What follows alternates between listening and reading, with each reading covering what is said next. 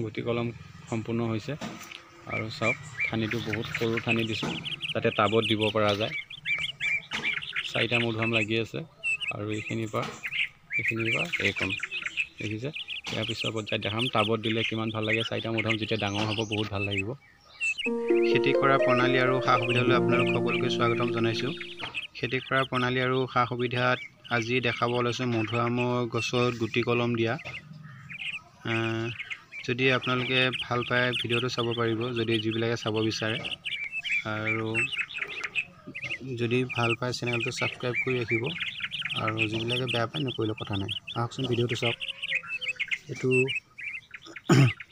নাৰিকলৰ সৰু সৰু বাকলি দি চাওকচোন, জুম কৰি দিছোঁ। এইটো দেখিছে নাৰিকলৰ সৰু সৰু বাকলি দি পেলাই মাটি দি মিক্স কৰিছোঁ। এইটো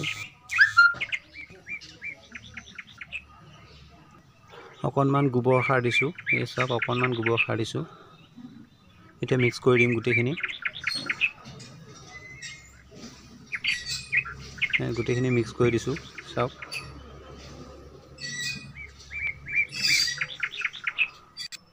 মাটিখিনি মিক্স কৰা হৈ গ'ল। দেখিছে মাটিখিনি মিক্স কৰা হৈ গ'ল। এতিয়া আমাক লাগিব এখন ব্লেড, চোকা ব্লেড এখন লাগিব। তাৰপিছত এখন পলিথিন লাগিব আৰু এডাল ৰছী। আহকচোন চাওক, এডাল মধুআম গছ, ভাল জাতৰ মধুআম, ডাঙৰ ডাঙৰ হয় ৰঙা মধুআম, সোৱাদটো অকণমান আপেলৰ দৰে। এতিয়া এডালত কলম দিম। আমি পৰীক্ষামূলকভাৱে এইটো সৰু ডালটো নিৰ্বাচন কৰিছোঁ। ইয়াতে কলম দিম চাওকচোন।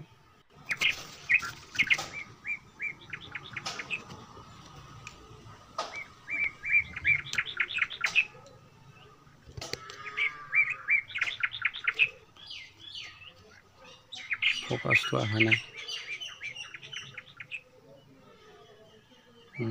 এইখিনি চাফা কৰা হৈ গ'ল দুটা চাইডে ব্লেডখন দি। ফ'কাছটো অহা নাই।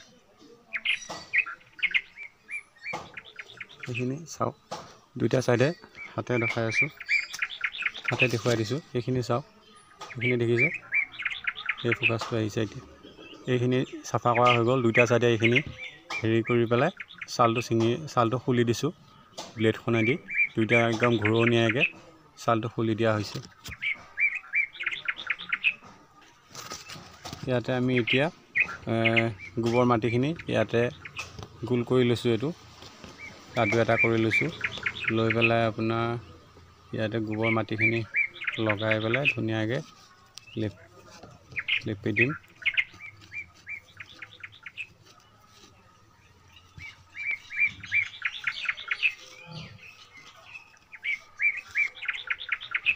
গোবৰ মাটিখিনি ইয়াতে চাফা কৰা ঠাইডোখৰত লেপি দিছোঁ। সেইটো চাওক, লেপি দিলোঁ দেখিছে। চাওক পলিথিনখন মেৰিয়াই দিলোঁ ধুনীয়াকৈ।